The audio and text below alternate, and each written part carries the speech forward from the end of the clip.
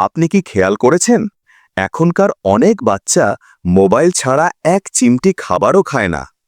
একটা সময় ছিল খাবারের সময় ছিল বন্ডিংয়ের সময়, আর এখন মা খাওয়ায়, মোবাইল এন্টারটেইন করে। কিন্তু এটা কি ঠিক? আর এর থেকে বেরোয়ার উপায়টাই বা কি?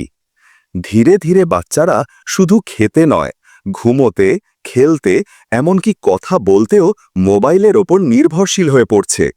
বিশেষ করে খাবারের সময় মোবাইল দিলে মস্তিষ্ক খাবারকে গুরুত্ব না দিয়ে শুধু মোবাইলের প্রতি মনোযোগ দেয়। ফলে বদহজম, পেটের সমস্যা, মনোযোগের ঘাটতি এসব তো হয়ই, সঙ্গে সম্পর্কও দুর্বল হয়। তাহলে এখন আপনি কি করবেন?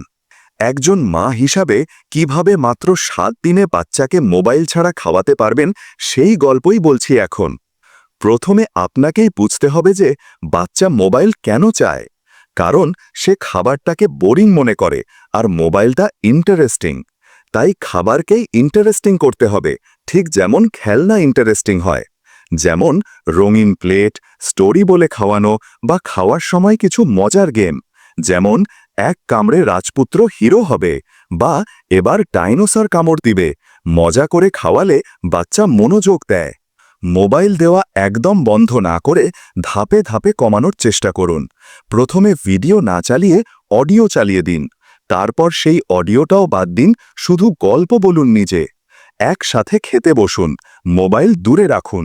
আপনি নিজেও বাচ্চার সামনে মোবাইল চালানো বন্ধ করুন। কারণ আপনি যদি মোবাইলে চালাতে থাকেন তাহলে বাচ্চা কেন মোবাইল চালাবে না? আর বাচ্চার খাওয়ার সময় 100% মনোযোগ দিন।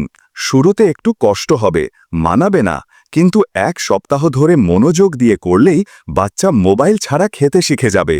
আর তখন খাবার হবে বন্ডিংয়ের সময়, ভালোবাসার সময়।